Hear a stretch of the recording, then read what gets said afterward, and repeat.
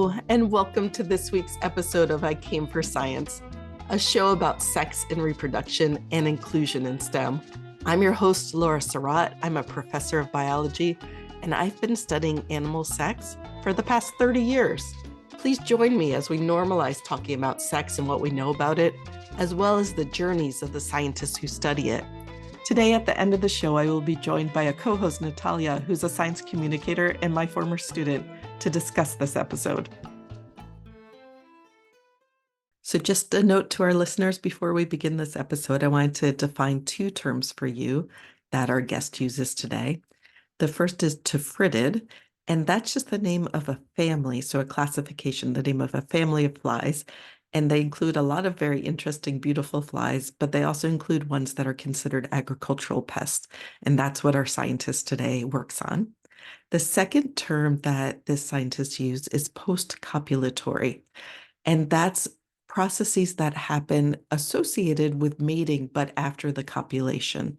So you have pre-copulatory, which is like courtship type behavior. You have pericopulatory, which is things that happen during mating, and then post-copulatory, which are processes that happen related to reproduction, but after mating.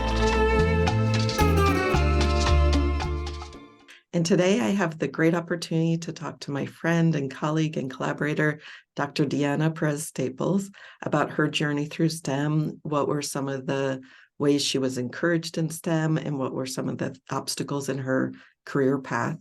And we get to hear about her science on reproductive biology, as well as how her science has contributed to the scientific community and to broader communities beyond science. So welcome, Deanna. Thank you, Laura. Thank you for inviting me here. Yeah, I'm so excited to have this opportunity. I really appreciate your time. Could we start by giving our listeners a background in your science? Can you describe to our listeners what general area of reproductive biology your research focuses on, and maybe tell us a little about what led you to this research area, both professionally, but if there's any personal stories as well, like from your personal lived experience? Sure. So I work mostly on like the post-copulatory behavior of tephritid flies. So that's what I'm most interested in, is how all the different components of the male ejaculate change female behaviors, and how that kind the of coolest influence. topic in the world. Yes, obviously.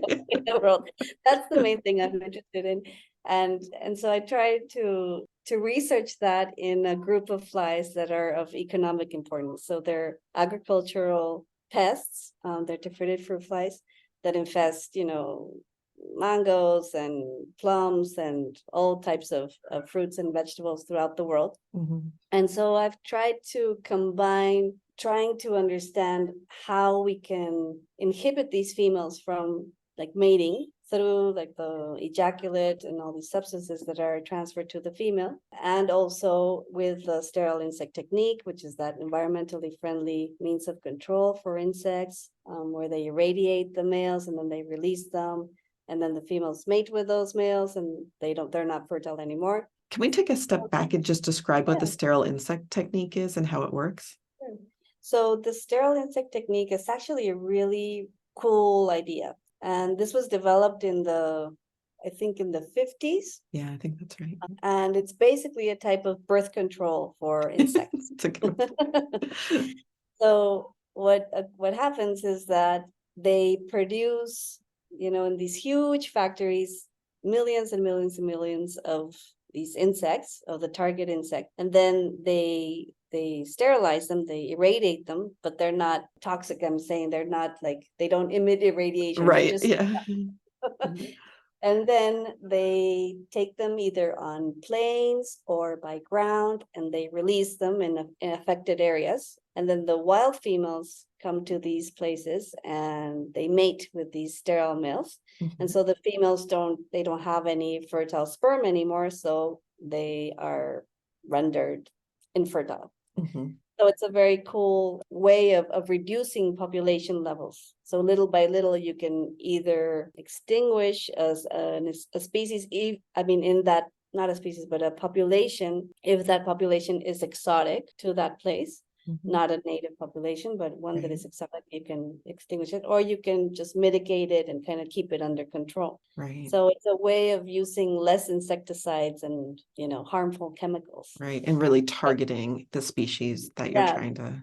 exactly. It's got So some cool. really good green credentials because it doesn't introduce any foreign genetic material into the Right. population.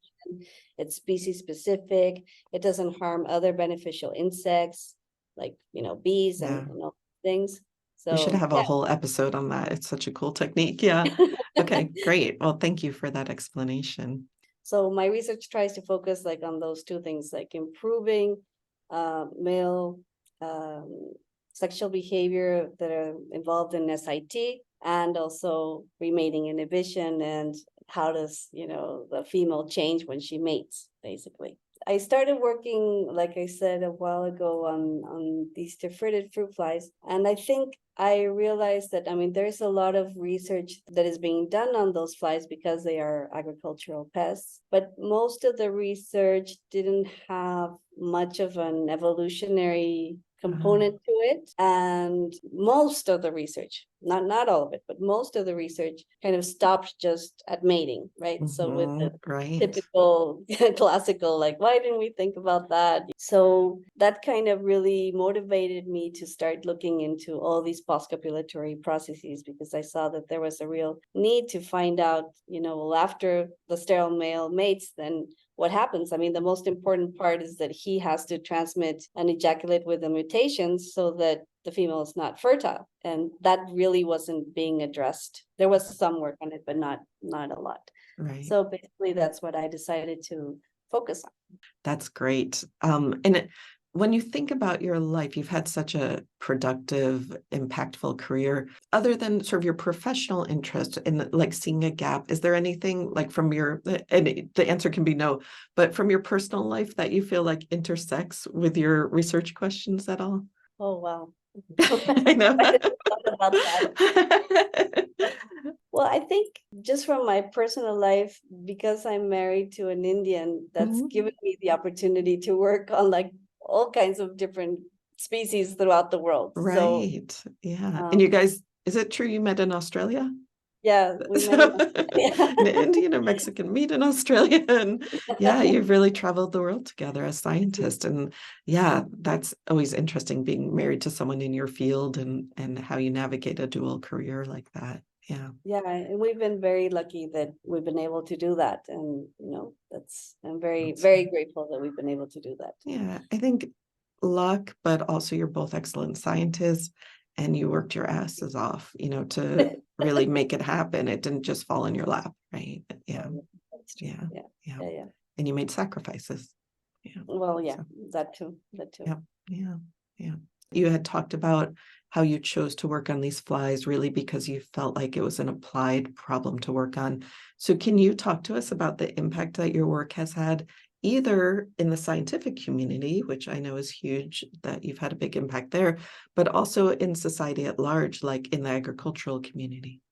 I think, in all honesty, I wish that I had more impact in the in the agriculture community. So I don't think I can boast that. But as to like my particular research, I guess the impact that I could say is that there's more of understanding now from like the lead scientist and even the International Atomic Energy Agency that kind of oversees all of these things, that all these processes that occur during copulation are equally as important as, what is happening before copulation. So I'm not saying that I did that by myself. But you were part of that, yeah. I think I contributed maybe a little bit towards, just incorporating that into like the quality of the sterile males, just kind of thinking about that. And also, that like the remating inhibition is important for these species because you don't want the sterile male. You don't want the wild females to be remating with a wild male after they have mated with a sterile male. So, just that little bit of maybe pushing that agenda a little bit, I think has helped, in my view, to the overall quality of the males. I would say you're undervaluing the huge impact you've had in the field. I think what you were saying earlier in our conversation was that you sort of took some of the assumptions that people had made and questioned them. And I feel like that's what I've seen throughout your work is you're like, well, people are assuming that larger males or older males or whatever are going to be the same. And let's actually test that rigorously. And so you've gone and tested some of these assumptions and really changed the way that those programs are used and the beliefs we have and the knowledge we have about these species, because you're the one who'll do the hard work to question these assumptions that are made about mating and post-mating processes. So I really value that about your work. So Oh, thank you. Thank you. I mean, it's not just my work, obviously, it's I know. the other colleagues as well, but Yeah. thank you. Yes, obviously. Yeah. So lots of teamwork in Yes, sciences, but lots of yeah, people. that's what I've seen as the theme throughout your research. Yes. Yeah. So Thank very you. cool. So now let's talk about your own journey through STEM, how you decided to go into the sciences, and then what were the sort of key milestones as you progressed? Sure. I mean, I think I got into science because of my love for nature and because I loved my dogs, basically. When I was a I think kid. that's common. Yeah. I think that's probably very common. We used to go walking with my dad when I was little, kind of out into the countryside of the surroundings around Mexico City. And I really enjoyed those weekend walks. Mhm. And I think that just got me interested in science and in biology in particular. And as I said, I like dogs, so I thought I wanted to work with wolves, with the Mexican Ah, wolves. yeah. Um, and then, my journey took me to the US, where my mom is from originally, and I studied biology there. And because I really enjoyed animal behavior, I studied with a really wonderful professor, Anne Hedrick. She introduced me into, sexual behavior in crickets. Right. So I ended up doing my honors thesis on crickets and sexual behavior in crickets. So that kind of got me started through insects, which is what I Mhm. study now. And then after that, when I was deciding as to where to go for graduate school, I wasn't too comfortable living in the US, even though I am half American and half Mexican. So I decided to go back home to Mexico. And then I found a wonderful group that worked on behavior, on animal behavior, but of the blue-footed boobies, Right. these enigmatic birds that are so fun to watch. And so I spent, a couple of years doing my master's on that. And then I actually was going to do first a PhD there, but then I decided that as much as I loved, being in this beautiful island out in the Pacific and doing just wonderful field work, I felt like I wanted to do something that contributed to solve some sort of a problem, or at least a little something that was not so perhaps just theoretical. Mhm. So I wanted to work on things that were more applied. And that kind of led me through different contacts to fritted fruit flies, these agricultural pests, and to work on the sexual behavior of those pests. And then that's how I ended up kind of going off on that subject. Great. Thank you for that. And you talked about those early experiences with your dad taking the walk. Were there other memorable moments where you felt like you really belonged in the sciences? I think, I mean, when I was in high school, my biology teacher was very good, and so he made me feel, that it was like a very exciting topic to go to, and in general, all my biology teachers were That's really, really great. good. That's I had great. a very fortunate experience in that sense. And then when I was at Reed College, I had another professor, Bob Kaplan, who studied frogs in Mhm. Korea. And I took one course with him, and I was, quite shy. I'm still very shy, but I remember that particular class. I asked one question, it was about conservation biology, and I asked one question about some paper we were reading or something. And it took a lot of courage for me to ask, because I'm not very comfortable, speaking in public like that, and much less when I was that age. And he said, "Oh, that's a very good question." And just that kind of stuck in my mind. Wow. That one little It was just that, statement. Yeah, but it just was one huge. statement, which Yeah. was probably, yeah. And then he took me afterwards after class and he said, that was a very good question that you asked. And just like that, it wasn't it wasn't like a deep conversation or Hmm. anything. He just, that phrase for me, it really helped me think, okay, maybe I'm not so bad at this, maybe I Right. can stay here. And, I don't know if he realized how important just that phrase of encouragement was at that point when, I wasn't too sure whether, I wasn't exactly like excelling, at Yeah. read, I was doing fine, but, I Yeah. wasn't like superstar student. Right. And that's such a good message for anyone who's a supervisor or mentor. Like, it doesn't take a lot to make people feel included and seen, Absolutely. right? It really doesn't take a lot. So, Yeah, yeah. yeah. I mean, it wasn't like a whole, hour pep talk or anything. It was just Right. literally one phrase during a class, and it just stuck with me, and Hmm. it made me feel like, oh, like you could breathe, right? Yeah. I was Yeah. okay. Yeah, Maybe that's I'm such a not so good, I can breathe. bad. Yeah. Yeah. I can be myself. Yeah.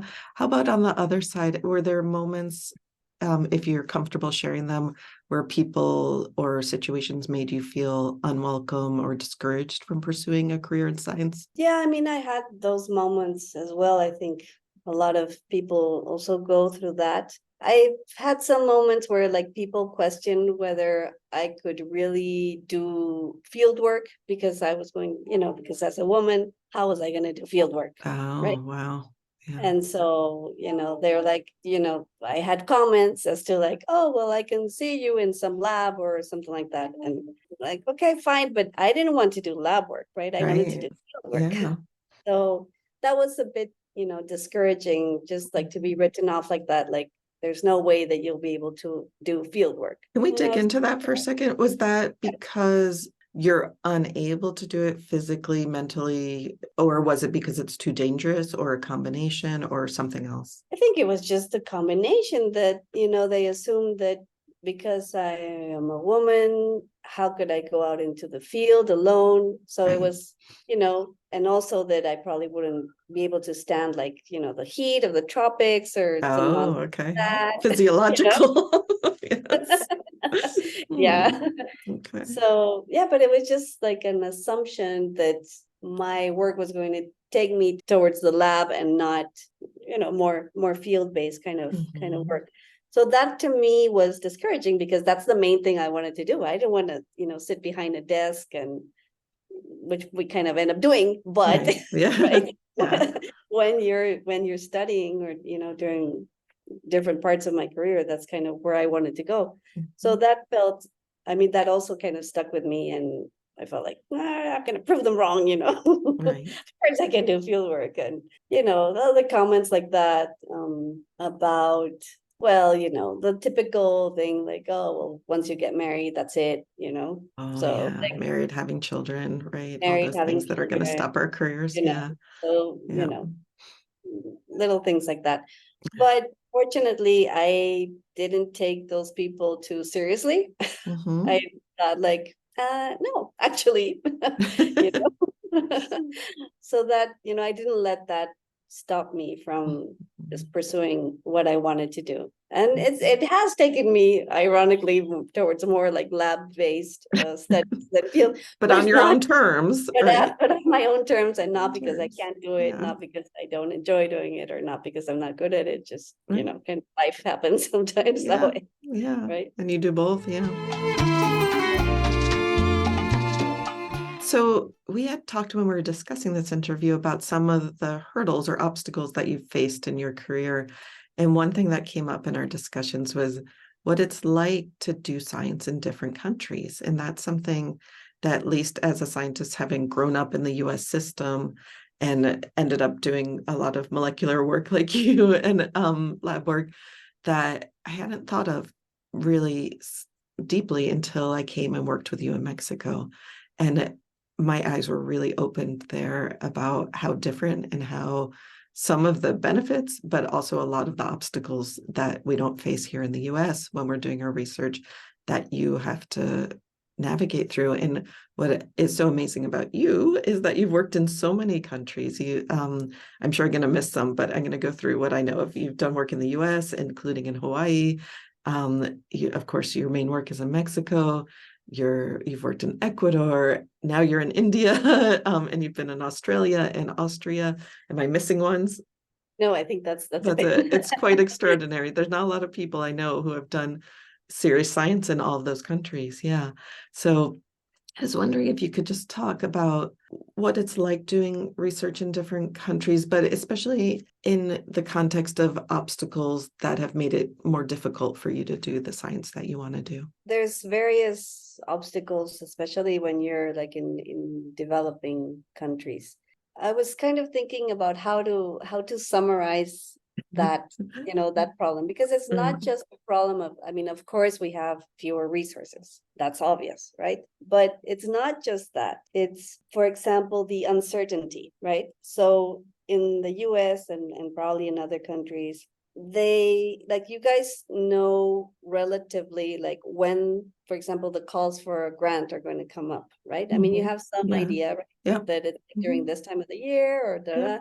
and that's what the grant process is like. And then you'll have the results, at such and such a time. And Right. that means you'll have your funding at such and such time. So that allows you to kind of plan, right? Right. We have no idea. Mhm. That changes from government to government, and that changes. It can change from one year to another. Mhm. And the types of calls for grants can also change completely from one year to the next. So Wow. you might be thinking, well, okay, I'd like to do this, fantastic idea of mating systems or whatever. And then that year, the funding is not there for that type of science. So there's a lot of uncertainty, not just in that, but for example, when you're writing a grant as well, you need to budget obviously for your equipment and everything. And scientists in developed countries can just get a quote, and you probably get it quite quickly.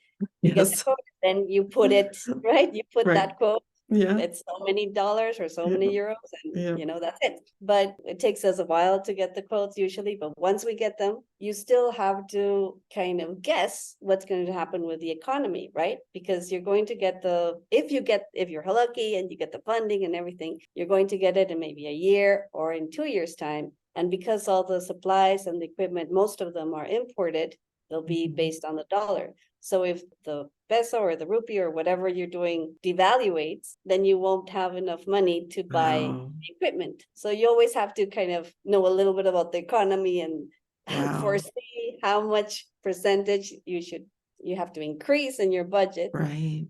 Allow for those variations in like the dollar or the currency that you need to buy your supplies or your equipment. So that's that can become a bit tricky. And sometimes there's been huge devaluations, and of course the whole project would just go for a 6, right? But Right. even if it's just like a small devaluation, it still impacts your budget. So there's uncertainty in that as well. And there's no cushion, like when things go wrong, right? Right. That's another Yeah. problem.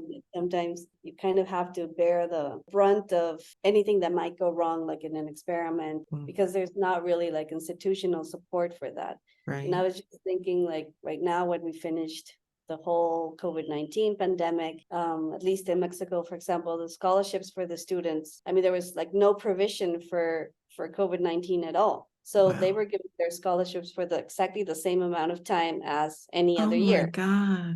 And the Wow. labs were closed, right? Right. I mean, Oh schools my in Mexico gosh. were closed for, I think, almost 2 years, and a lot of the labs were closed. Wow. So, people had to graduate, and there was no lowering the bar or extending the time or something, right? To allow like this terrible thing that had happened, and that some students had to graduate whichever way they could. Yeah.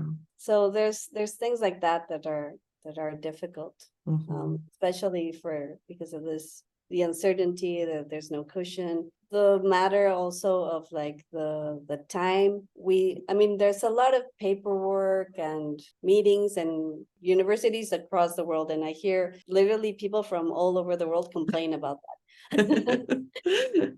But I kind of wonder how much are they really complaining about? Because at least in Latin America, I'm gonna say in general, even though it's a generalization, just the paperwork and the time that is spent in meetings is really, really, really long. I mean, I It's saw a very, little glimpse of it when I was there, and it it's magnitudes more than we have to do It's here. magnitudes more. And I think part of that issue is that we're just building things up, right? So, our graduate programs are not as old as the ones, from England, obviously, or from the US and in other parts of the world. So we have to dedicate a lot of time to building all these things. Right. And so that together with the culture of like everybody wants to say they're a bit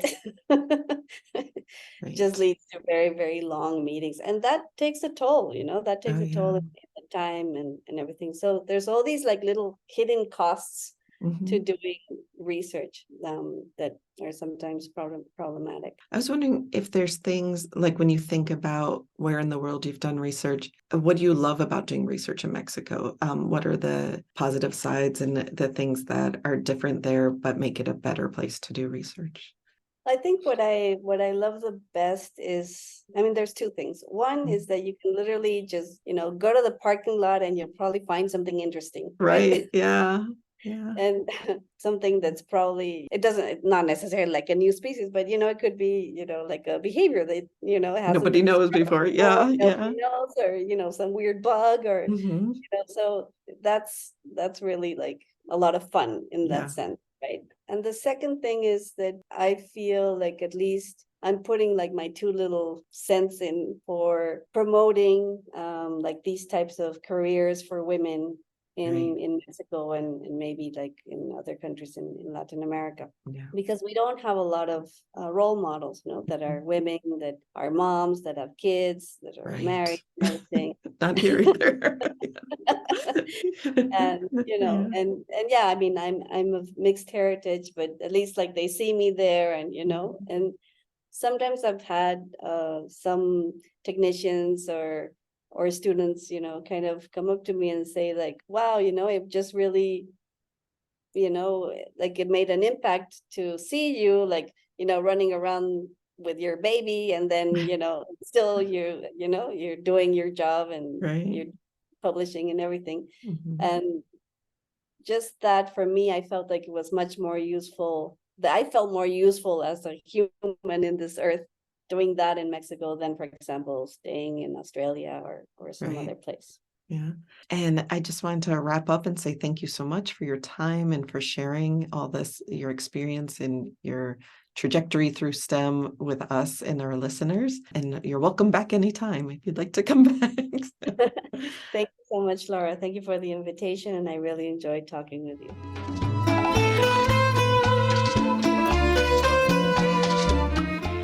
So Nat, that was so fun to talk to my friend and colleague, Diana. We've known each other for a long time, but we've never had that conversation before. So that was really special. What were your impressions of this episode? I really loved that Diana was talking about taking her baby to the field and to the lab and how that left an impact on her students. Just seeing that, which made me think just the impact that our actions and our words have on the people that are watching us that we may not even realize, which reminded me of a really sweet moment that you may not remember. What but is it was when I turned in my first science report. Oh my gosh, that was forever ago. And yes. Your 201 biology class, and it was bad. It was really bad. But I don't know, something you said, and I wish I remembered the exact words, but it was something to the effect of like, you are not bad. This is a skill that we can improve together. I didn't feel like this was like, oh, my career as a scientist is doomed because I'm not a good writer. And I think you realize like, I just hadn't developed those skills enough. And I just think it's so funny that now I'm a science communications writer. So, that's amazing. Yeah. So just all those little moments matter, and you may not even realize whose life you're changing by just being you and being your authentic self in the sciences. So yeah, and I think what we've seen through a lot of the episodes is that words matter in the simplest way. Like that one thing you say can really make or break somebody else's experience. And we've heard a lot of great examples throughout these different interviews of like with Diana, just her professor who said, good question. And that meant the world to her, right? It made all the difference. And sometimes it can go either way. But so words are precious. Be careful with them. Anything else you'd like to add? No, I think that sums it up perfectly. Okay. Well, thanks so much. Thank you, Laura. It was good speaking to you. As always, bye-bye. And thank you all for listening. And I want to thank our production team, Sam Carmel and Isabel Espinoza, for all their work on this episode.